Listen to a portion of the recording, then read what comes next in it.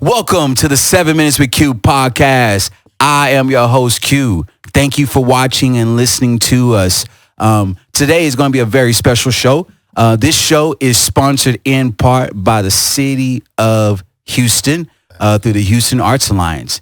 We're doing a series called hashtag Black Sheep, White Sheep, where we're going to talk about, explore, and dive into our experiences as being Black Americans or however we identify, and that'll be everybody's choice. And what that meant, being called an Oreo, being called acting white, not always feeling, fully accepting the community, maybe even marginalized, maybe even wondering what it means to be Black. To my left, most of you know at the 7 Minutes with Q Nation, she used to do the Insecure recap. We have the amazingly talented Cameron King with us. Show some love. What's up, Cameron? Hey, how's it going? Thank you for having me here. Oh, how could I not? As soon as I got word that I wanted, I was like, I know exactly who to call. You know what I'm saying? Yeah. Not that I call her that, but, we vibed on some levels, and I figured that she would understand this theme, this topic.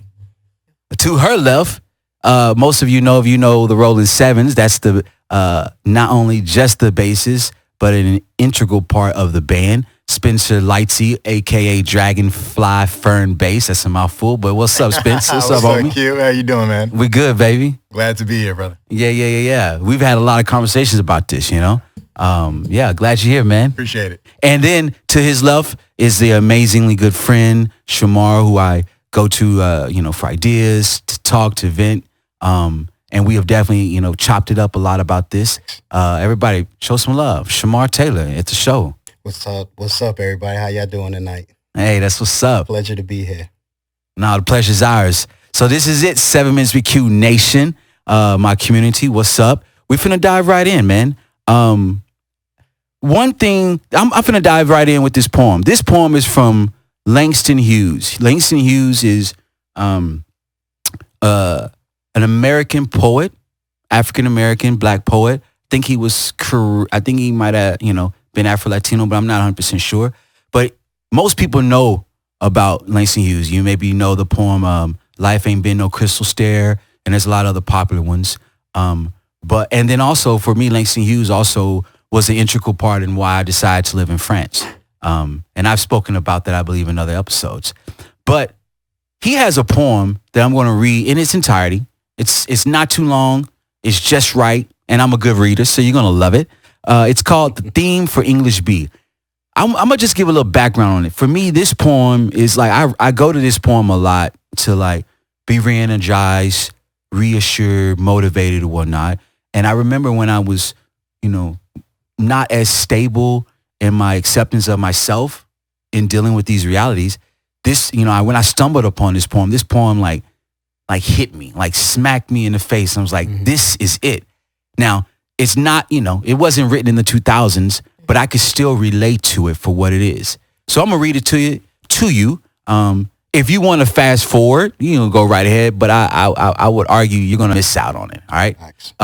So here it is. This poem is called Theme for English B by Langston Hughes. The instructor said, go home and write a page tonight and let that page come out of you. Then it will be true. I wonder if it is that simple. I am 22, colored, born in Winston-Salem. I went to school there, then Durham, then here to this college on the hill above Harlem. I am the only colored student in my class. The steps from the hill lead down into Harlem, through a park. Then I cross St. Nicholas, 8th Avenue, 7th, and I come to the Y, the Harlem branch Y, where I take the elevator up to my room, sit down, and write this page. It's not easy to know what is true for you or me at 22, my age. But I guess I am what I feel and see and hear. Harlem, I hear you. Hear you, hear me, we too, you, me, talk on this page. I hear New York too. Me, who? Well, I like to eat, sleep, drink, and be in love. I like to work, read, learn, and understand life. I like a pipe for Christmas present or records, Bessie, Bop, or Bach. I guess being colored doesn't make me not like the same things other folks like who are other races. So will my page be colored that I write? Being me, it will not be white. but it will be a part of you, instructor. You are white, yet a part of me, as I am a part of you. That's American. Sometimes perhaps you don't want to be a part of me, nor do I often want to be a part of you, but we are. That's true.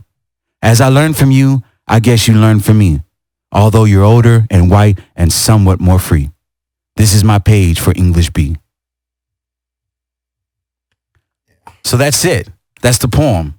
So I want to open up and just go around. We'll start this way. And then after that, it doesn't matter the order. If you feel something, chime in, jump in. But I'm going to start it off. Well, actually, I'm not. I've been talking the most. We're going to throw this over to Cameron. Cameron, I want to know, you had a chance to read over. You just heard me read it. You know what we were going to talk about tonight. We've talked about in the past, you lived your life experiences. What does that poem mean to you? What does it say to you? What do you take from it? I think the part that I find most intriguing or that draws me the most to the poem is when he says, I like to eat, I like to drink, etc. Because I think it's true. Like, we as humans, we all have wants, needs, desires, things that we like, things that we don't like. And some of that is not necessarily specific to the Black experience, right? Because everybody can identify with something, with someone across the color lines, right? And when we talk about what makes you Black or what makes you white or this and that, some of those things are other characteristics that other people have, right? So it's like, when we talk about defining our identity, how can we do that? And I think that's a great question, I guess, that's proposed within the context of that poem.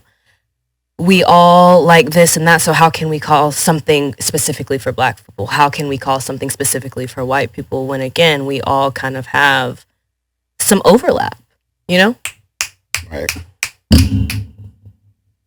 So that's what I would like to say. Spencer, what about you? One of the things that jumped out the first saying that he's only Black in his class, and that was my experience growing up in New York. And I lived in New Rochelle, went to school in Pelham where my dad taught. It's a predominantly white town. And because of that, I had in hindsight, I view it as a skewed view of race relations in America. But further on down in the poem where it talks about how, I am part of you and you are part of me, it's like, I am part of America, with, challenges with America, things I may like or dislike about it. I am an American. And whether America likes it or not, I'm part of you, America. And so it's that balance of, what is your individual identity? Where do you fit in within the whole? So those are a couple of things that resonated with me about it, but especially the part about, being that not just a numerical minority within the nation, but within my smaller confined area where I was growing up, and how that influences your perceptions, reality, how you view things, all that. And then another important note, in that small town, my dad was the gym teacher, football, baseball, basketball coach. So he was, he had, I don't say he raised these kids, but, these kids. He had status. He had status, and, the families respected him and when I switched, my parents intentionally moved me out of Pelham to New Rochelle, which is where we lived. They wanted me to have a more holistic experience of, race in America. And when I was growing up in Pelham, I thought that's what the whole world was like. I was like, this is how all white people treat Black people. Everything's great and fine. When I got to New Rochelle, where I wasn't the coach's kid anymore, it was like, this is culture a shock world. kind of. Yeah, absolutely.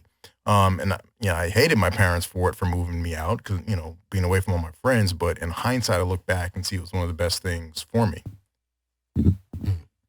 That's real. That's real. Shamar. Well, with me coming from New York, it's definitely a melting pot. I can definitely. I actually didn't plan that. That I had two New York cats to talk about. We're I actually trying to didn't take plan over. it, We're but I'll trying to take it, take homie. over. I'll take it. You get two New Yorkers in a room, we got a majority. No matter. Hold on, you from Texas, right? I'm born and raised in Texas. Okay. So okay, we got Southern and Northeast. All right, that's It's cool. just- We balance it out. After reading the poem, and I had a conversation with my wife about this poem. I read it to her today, and it dawned on me that this poem wasn't just about him breaking through and moving forward. Like, there's a part where he said up the hill, that's Sugar Hill. That's where a lot of the black people lived at, was Sugar Hill. That's where the money's at. That's where the wealth is. But it's also, it's a status quo as far as that goes. Then when you look and you read more, he's talking about Basie, Bop, and Bach. That's classical. That's hip hop. That's R&B. And that's what my mom raised us on. She said, even though I can't give y'all these things, I'm going to make sure that you have a little bit of culture. Like, go to the museum. I want y'all to listen to, Bach, Beethoven, Tchaikovsky, Chopin, things like that. Because those are openings for conversations. Mm-hmm. And a lot of people don't think we as black people, black women, can have conversations like that. Like, I can have a conversation about politics, things of that sort. And when I read this poem, a lot of people want to be a part of us. They want to imitate us. You can go anywhere in the world. Yeah. Everybody wants to be black. They want to move like us. They want to dress like us. They want to talk. They want to talk like us. Yeah. Yo, man, you got this swag. Yo, why you talking like that? Play our music. Yeah, play our music. Do everything. But it's just how we are. Like, I gave an example to my wife, and I say, as slaves, when we left the South, a lot of people don't realize that if you read history, we had to become more assertive, because now we're in a place where people don't know who we are. So as a black man growing up north, now coming from the South, people not thinking, why is he so assertive? Why is he acting like that? Because that's how we as New Yorkers get looked at, being conceited, vain, and all that. No, it's just, that's how our ancestors from the South raised us to be. Like, you wouldn't think people in New York ate rice or ate grits. That's a Southern thing. They call you geechees. But if you go to the city and you be like, yo, man, I'll take some grits with my eggs and some sausage, they be like, where you from? I'm like, yo, I'm from NY, bro. But my family is from the South. Yeah. But it's because of the mannerisms and everything like that. This poem resonated. It resonated on all different kind of levels. Just walking in Harlem, St. Nick, it's not St. Nicholas, it's St. Nick. I was going to say, that's my dad grew up in Harlem, St. Nicholas Avenue. Yeah, so by his old building. Yeah. And that's what I'm saying. It's like, it's just something about the vibe with Langston Hughes and the way this poem just hit. And I'm just like, yo. And I'm talking to my wife about it. She was like, yo, babe, that makes sense, because when black people came to the North, they had to have a new identity. They couldn't be passive no more. They had to start being aggressive. So when you talk to certain people from back east, you're like, damn, they just too aggressive. No, because now we had to show who we were. And that's what this poem really speaks about. Like, yo, he came from the South. He went to up north and he just did things differently.